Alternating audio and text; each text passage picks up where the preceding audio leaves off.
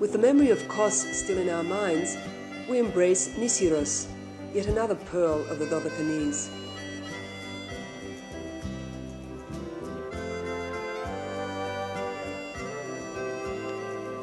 Circular Nisiros is one of the many rocks hurled by Poseidon when he was fighting the giants, and with these he killed Polybotes. Snow-white houses, interspersed with colored ones, create a stunning variation of colors, matched by an equally impressive variation in the landscape. Fortresses, Pelasgic walls, sulfur spring baths, monasteries, small fishing villages, and sandy beaches.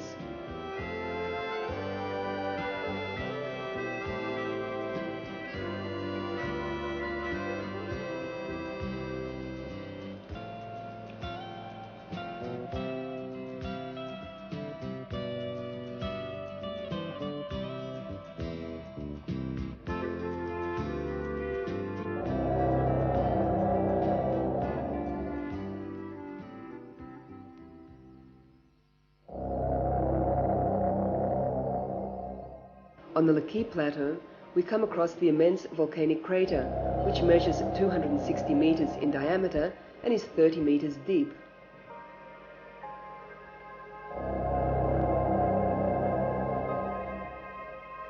Stairs take the more daring visitors to its center, where the ground is soft and smoke issues from the depth.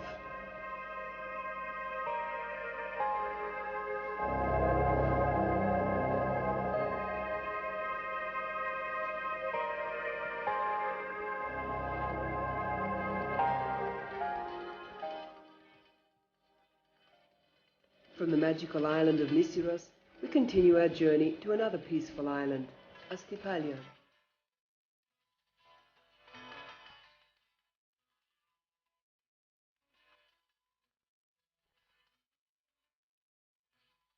Astypalea resembles an erotic nymph, a mermaid eager to greet us with open arms. Located at some distance from the other Dodecanese islands, it is a bastion of hospitality and serenity.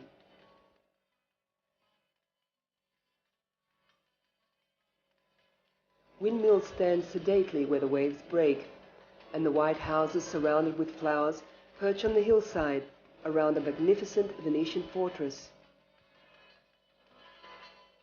This lovely island boasts the legends of the Quirini family, the grave of Bigon, who was killed by pirates, the Drakos and Negris caves, and the small church of the Virgin Mary, one of the prettiest in the Dodecanese. Here one can hunt in the deep, swim in the blue waters, and above all, enjoy fresh fish.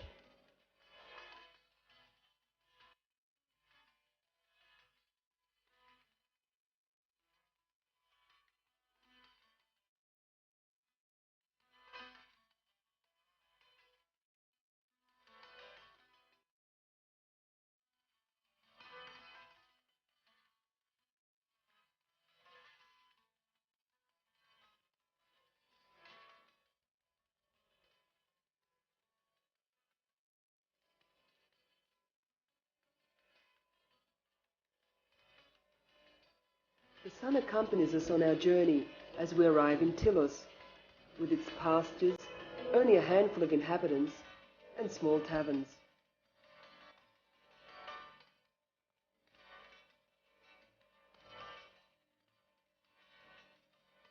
An island of only 59 square kilometers, for holidays far removed from noise and stress, a unique and completely different experience.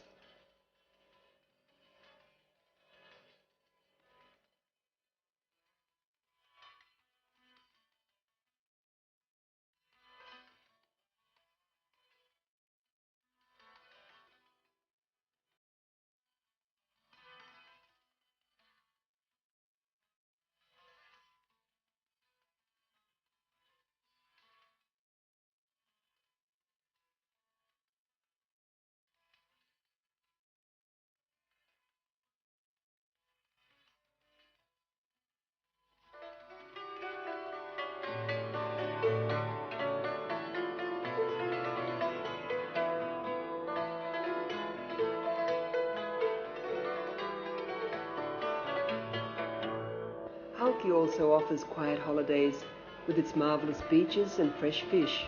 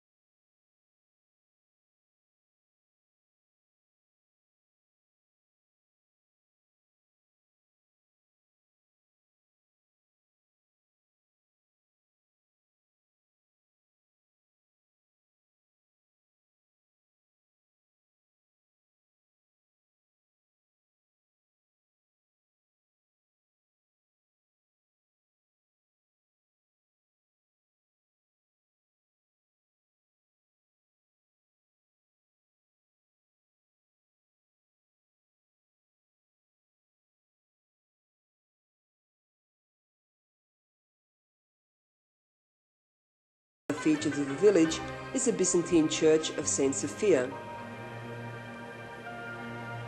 It had a distinctive mosaic floor, which today is in the Rhodes Museum.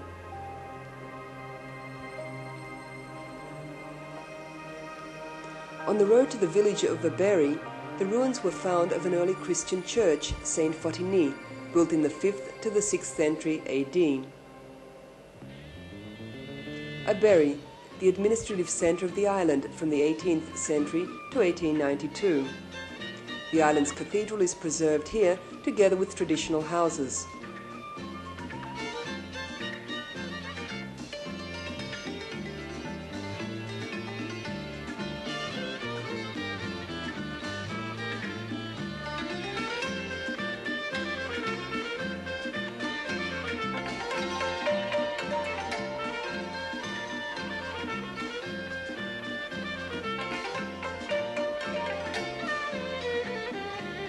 few kilometers from Aberi are the picturesque villages of Volava and Orthos. Apart from its pretty villages, Karpathos also has some attractive beaches. South of the town is Amopi, and to the north the beautiful beach of Kirapanayan.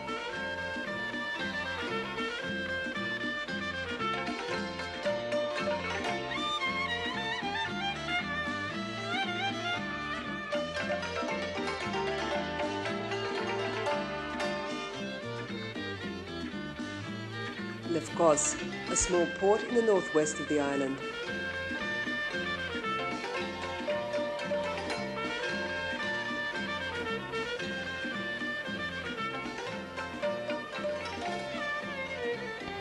Continuing to the north, we come across Mesochori, and passing through Stoa, we reach the most important village in Karpathos, Olympus.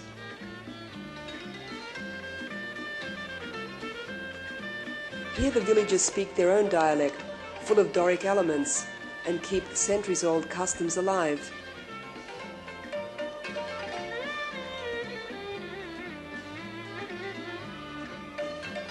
In order to protect the villagers from pirates, Olympus was built in a virtually inaccessible area sometime during the 10th century.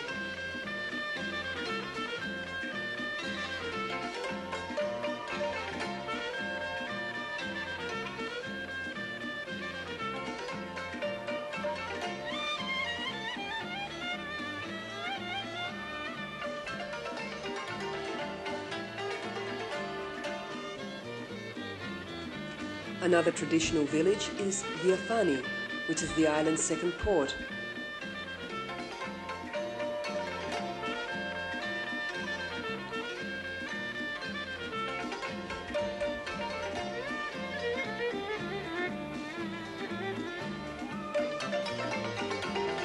And here we bid farewell to beautiful Karpathos and arrive in Castellorizo.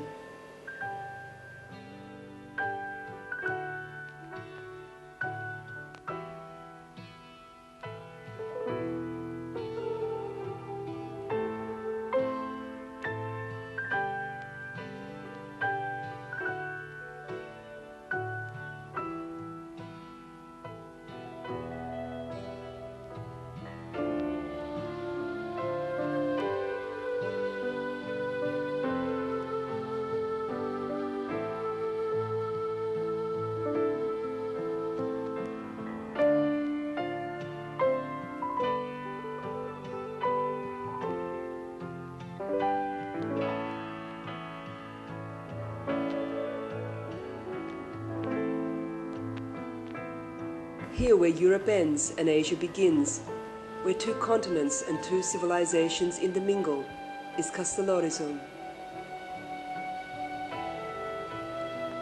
This tiny rock, the extreme tip of Greece and Europe, is full of history and beauty.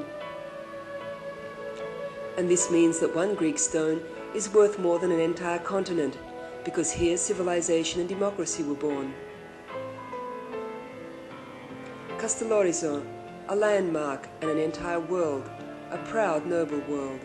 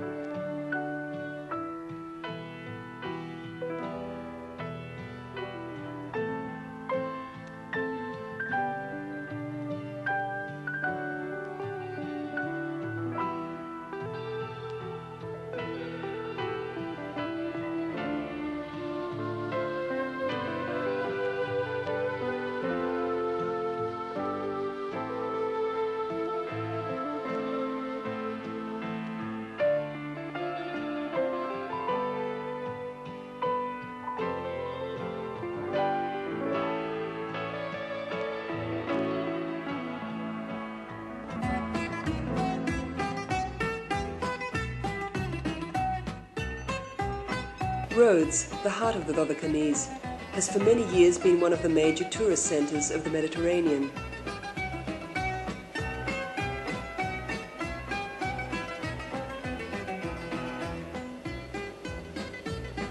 A place which links today with yesterday, Rhodes with its modern capital,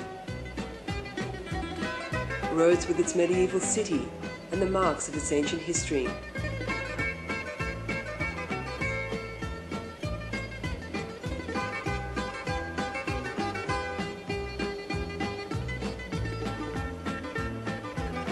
Mythology tells us that when Zeus, the father of the gods, shared out the world, he forgot the sun who was away. When the sun returned and complained, Zeus wanted to reapportion the world. But the sun stopped him because he saw a rich island which had been hidden under the sea, emerging from the water. He chose the island and had 7 children there with the nymph Rhodes. From these, his 3 grandchildren were born, Camiros, Lindos, and Ialisos. They divided the island and gave their names to the 3 famous ancient cities of Rhodes.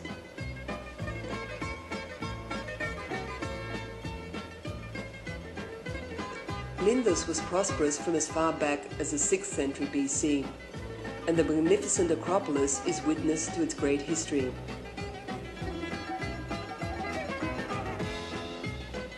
Camiros, according to myths and archaeological research, was inhabited in prehistoric times. And Ialisos, the ruins of which can be found in the medieval monastery of Philerimus. In 478 BC, the 3 cities united, and in 408 BC, they founded the city of Rhodes.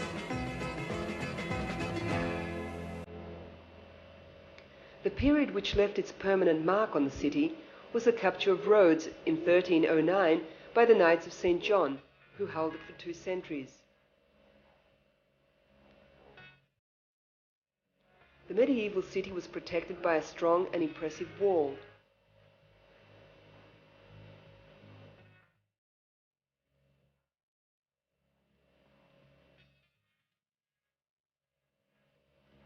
The military port Mandraki was guarded by the fort of St. Nicholas with the 3 windmills.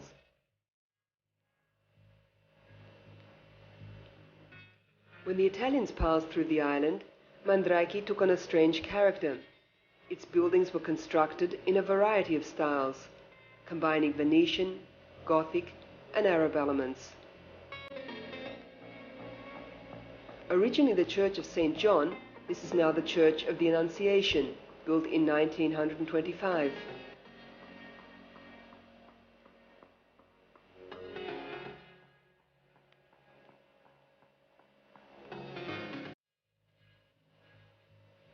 The Port Authority beside the Turkish cemetery with the Murat Reis Mosque.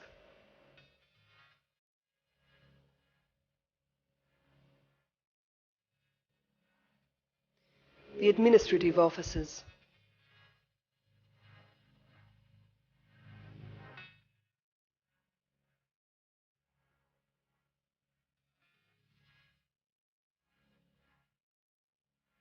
The National Theatre.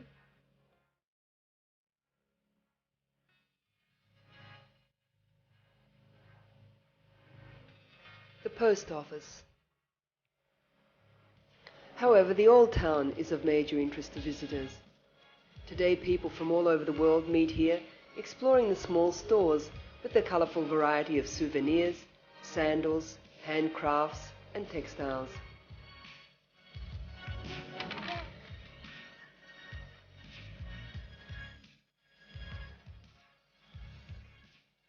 Hippocrates Square with its many taverns and cafes.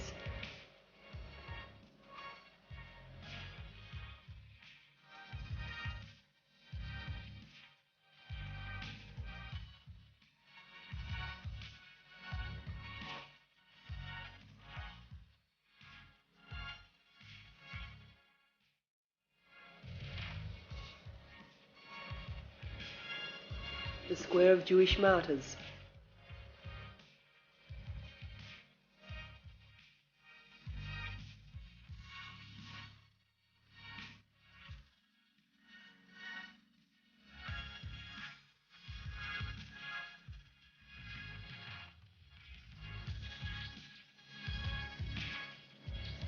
One of the most impressive sights in the old town is the Street of the Knights.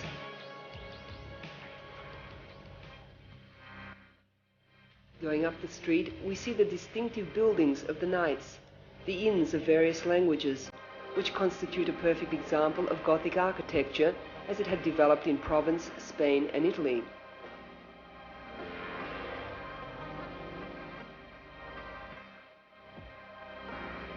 Undoubtedly the most beautiful of these is the inn of the French language.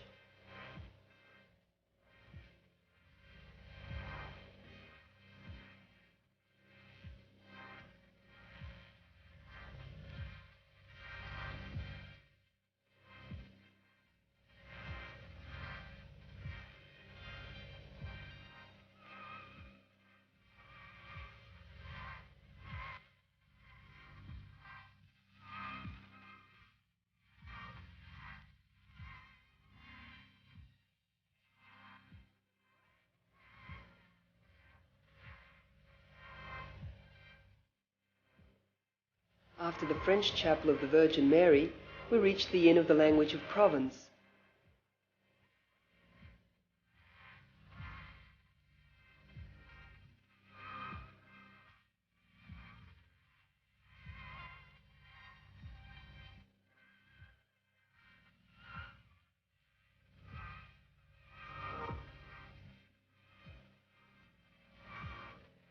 Going further up the street, we arrive at the heart of the Knights area.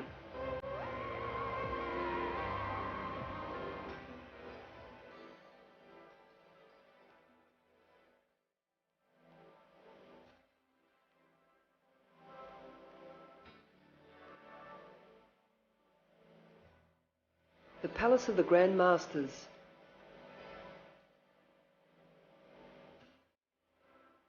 The palace, built in the 14th century, was completely destroyed during the Turkish domination. It was restored by the Italians in 1939 with the aim of using it as a residence for Vittorio II Emanuele and Mussolini.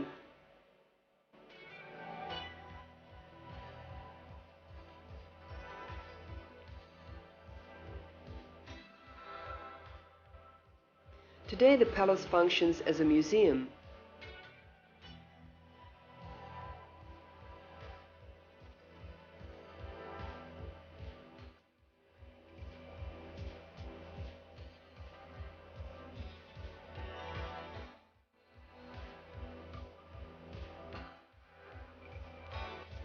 In the arches around the interior courtyard, there are various statues which were transferred from elsewhere as part of the restoration.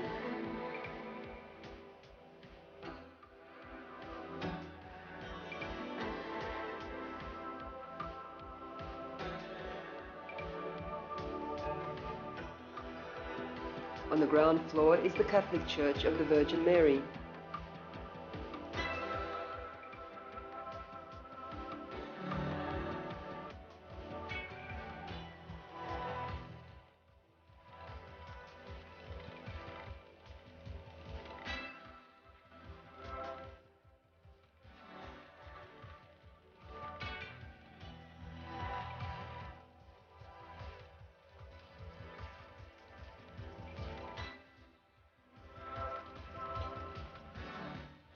In one of the halls, we can admire a copy of Le Conde and his children.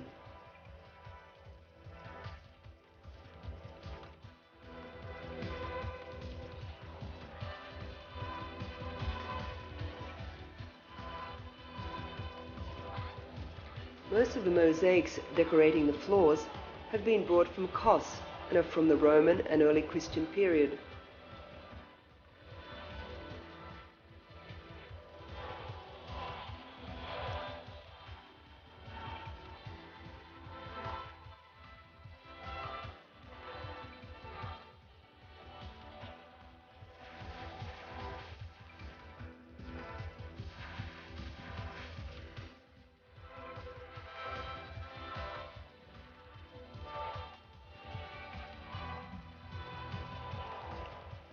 Multicolored marble, statues, and Italian furniture complete the decorations in the large halls.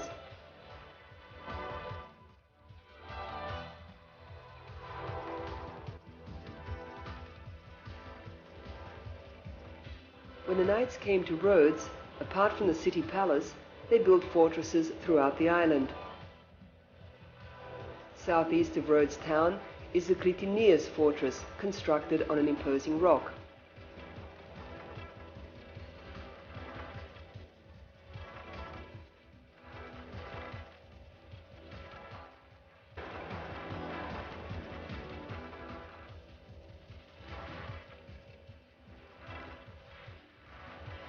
Further south is the Monolithos fortress. On the east side of the island is the Feraklos fortress near the village of Haraki. A few kilometers further north is the Archangel fortress. Below the fortress is the village of Archangel with the exquisite church of St. John, the bell tower of which can be seen from miles away. In 1306, in the Ialissos area on the top of Mount Philerimos, the Knights of St. John had set up their headquarters before conquering Rhodes city.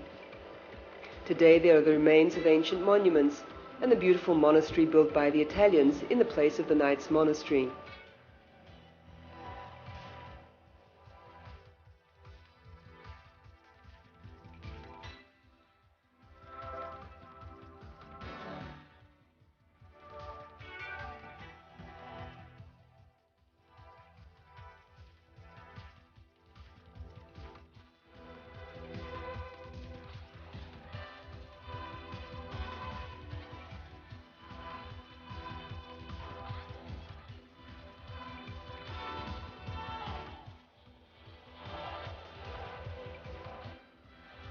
Behind the church is a spacious yard, surrounded by low galleries decorated with fine mosaic icons and the monks' cells.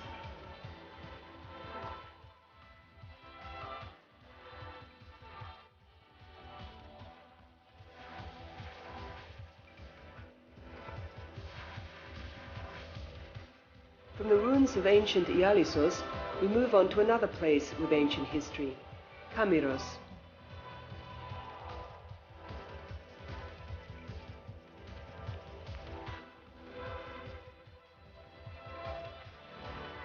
A visit to the excavated town gives one the opportunity to see not only sacred and official buildings, which one often sees in other ancient sites, but also the houses and streets of a Hellenistic city. Kamiros reached its peak at the same time as the other two cities, Ialissos and Lindos. After 408 BC, when it became a part of Rhodes city, it began to decline.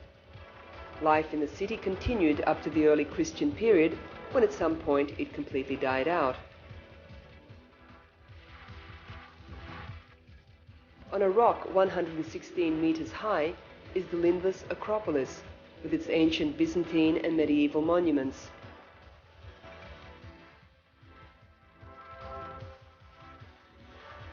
In order to visit the Acropolis, one has to pass through the medieval ramparts. At the base of the main staircase leading to the Acropolis, on the left there is a dais chiseled in rock and the sculpture of the poop and keel of a ship. The ship was the base for a statue of Commander Agisandros and was made by the sculptor Pithikritis at the beginning of the 2nd century BC. Lindos began to flourish with the Doric conquest of the island. It reached its peak in the 2nd century BC when it was ruled by the politician Cleobulus, who is considered one of the 7 wise men of antiquity. The Temple of Athena dates back to the 4th century BC, the Propylea, and in the background the ruins of the Chapel of St. John.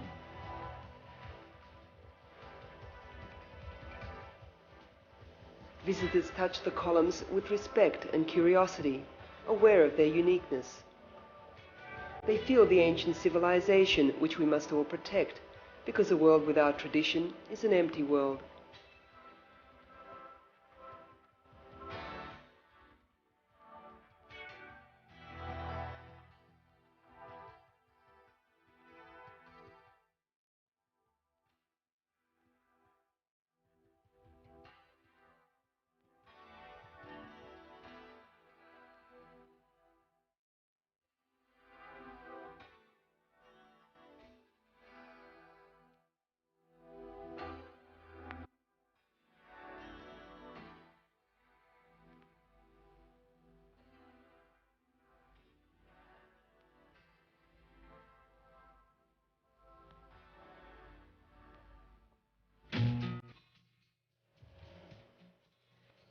The sun god never left Rhodes, and visitors can feel his presence everywhere, in the monuments and at the beaches.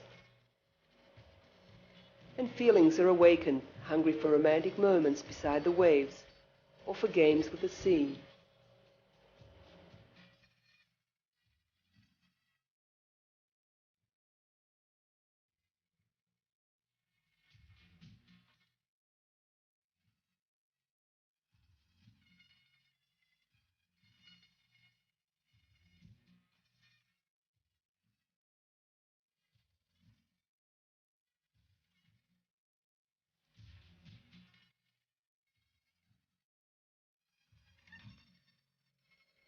Some prefer to learn windsurfing.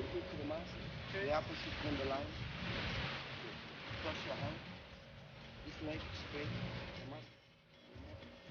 Others take lessons in underwater swimming to learn the magic of the deep.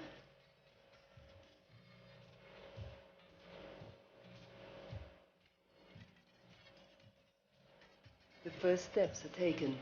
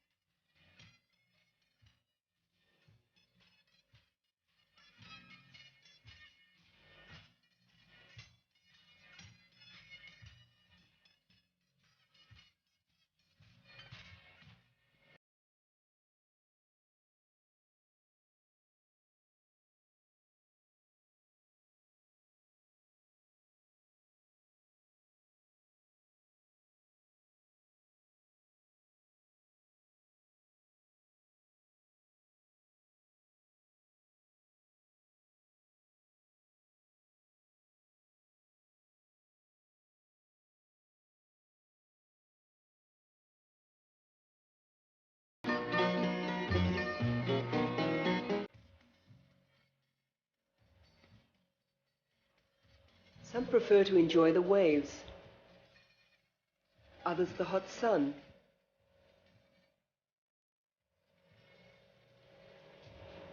or more sensual moments.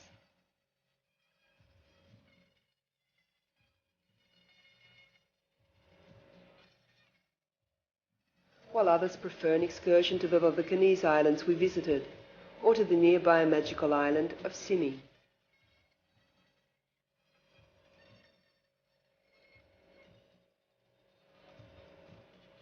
Simi, the island where, according to mythology, the three Graces were born. Its name was taken from Poseidon's wife, Simi. It was first inhabited in prehistoric times, and since then Spartans, Romans, Byzantines, Knights of St. John and the Turks have passed through here.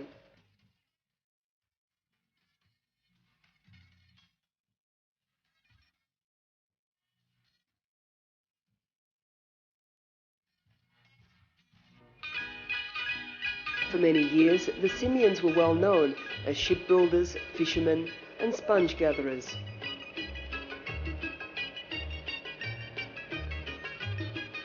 They brought great wealth and naval fame to the island.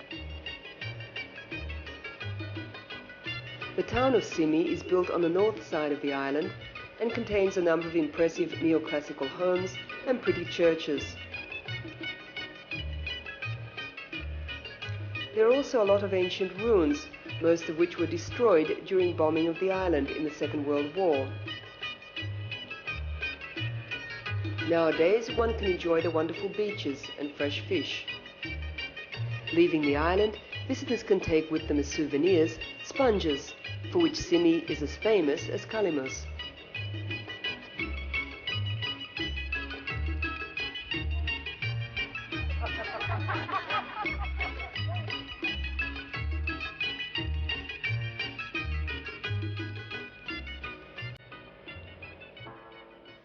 Apart from Simi town, the most interesting point of the island is the monastery of St. Michael of Panormitis, built at the beginning of the 18th century.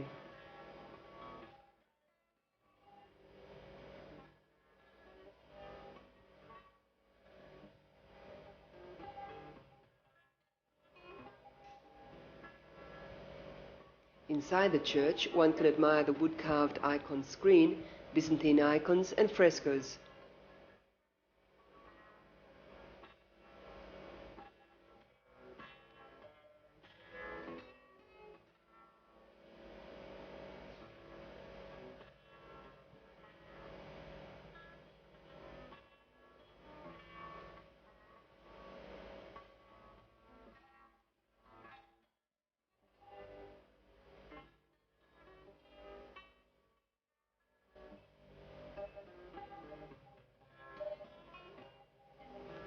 As the sun sets, our visit to this lovely island ends, and we return once more to Rhodes, the heart of the Dodecanese.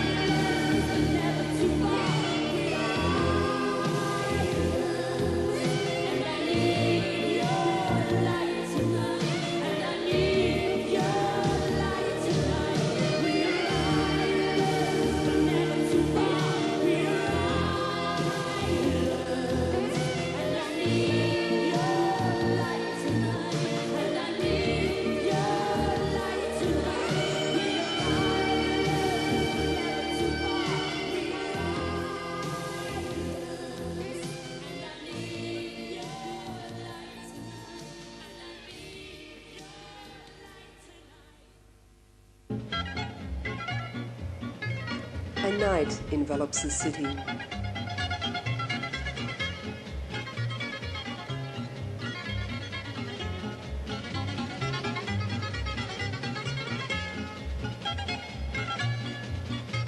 Taverns serve wine and Greek delicacies.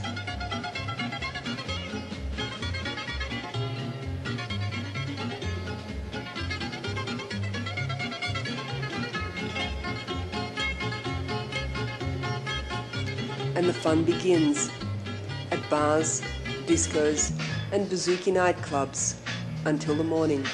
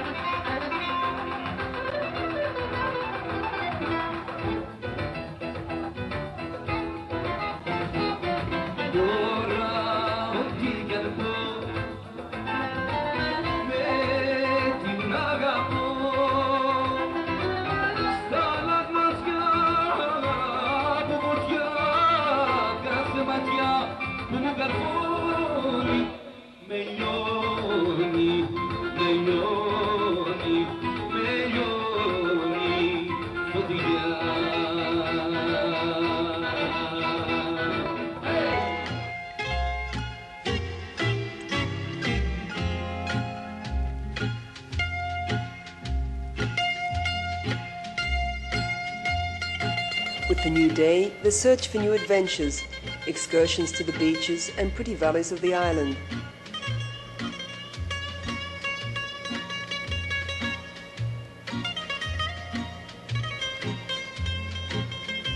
The Valley of the Butterflies.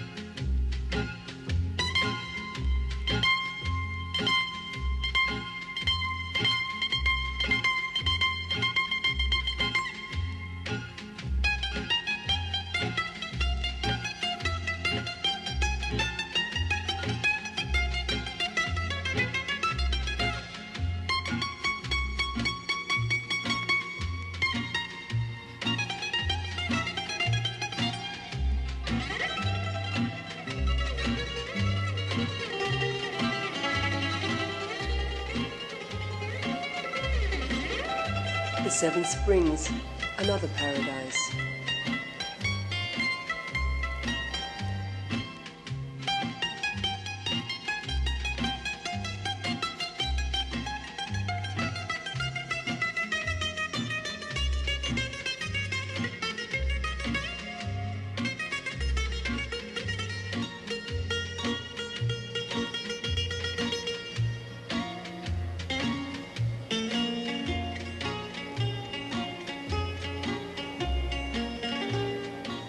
We're certainly richer than when we began our journey in the Dodecanese, because we're filled with sunshine and the images of lost civilizations and historical magic, images which will never leave us.